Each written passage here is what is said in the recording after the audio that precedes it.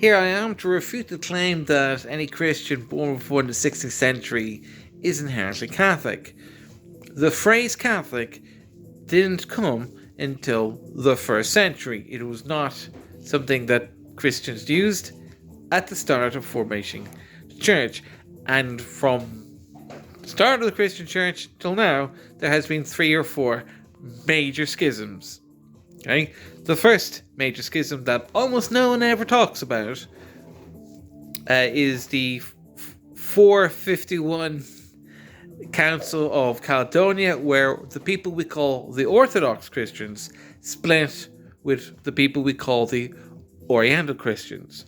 So at that point, people still weren't calling themselves Catholic. This is nearly 500 years after Christ. People have not yet started calling themselves Catholic yet. People were Jewish, then they were Jewish Christians, and then when Christians moved from Jerusalem to Turkey, eventually became Christians. We're not calling themselves Catholic.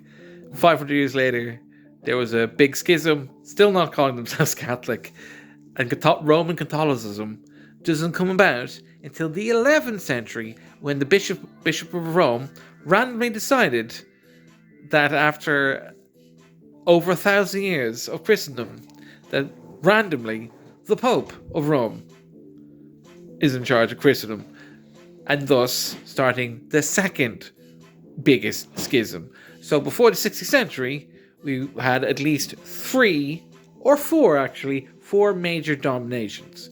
You have the Roman Catholic Church, the Orthodox Christian Church, the Oriental Orthodox churches who are separate from the other Orthodox churches, and then you have the Arians, who did actually spread across Africa and just never became big into Europe, so we haven't really been thinking about them until recently. So before the 16th century, that's 4 dominations of Christianity a person could be before the 16th century. And why Protestantism came along, well, it was because of the 11th century heresy of the Pope claiming to have equal status of Jesus. That heresy split the Orthodox Christianity into 2, Catholicism and Eastern Orthodox. If it wasn't for that heresy, Ireland and most of Europe would just be Orthodox Christians, and there wouldn't be much of a reason or a need to have another schism and create Protestantism, because the reason why Protestantism came to be is because the Catholic Church became so ridiculous in their heretical positions about, this thing about Jesus gives the keys to Peter, and then now Peter is the divine authority, and therefore the Pope is. But I will point out that Saint Peter, when he governed the church in Jerusalem, he did not govern the church with absolute authority like a Pope does. He was an advisor. He gave advice, people discussed things. It was more like Orthodox Christianity. And so the idea that the Pope is somehow the one guy who chooses Christian doctrine for all Christians, that's heresy. Religious freedom, you're allowed to do it, but it is complete and utter heresy. Which is why we have Protestantism, is because we are largely coming from societies that were previously dominated by Catholicism. So since we didn't have an Orthodox church to join, we are forced to go to Protestant churches. I personally practice the Christian Orthodox prayers, but I translated them into my native language, Irish, because there isn't an Irish Orthodox church for me to go to.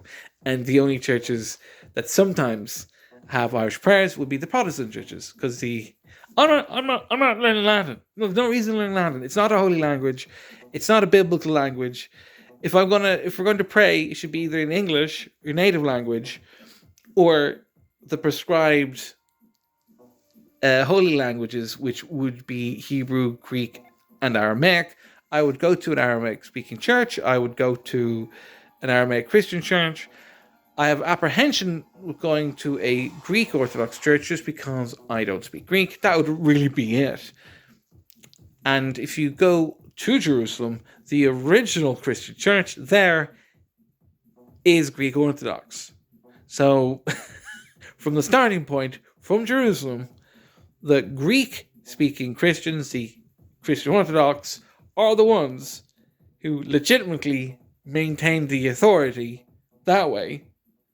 And it was the Catholic Church that was schisming away from everyone else.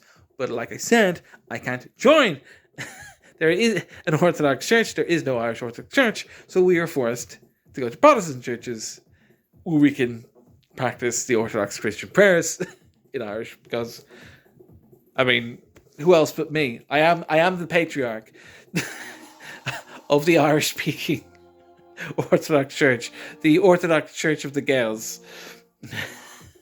I am the only patriarch here that is doing it. So there you go. Before the 16th century, Catholic, Orthodox, Oriental Orthodox, and Arianism.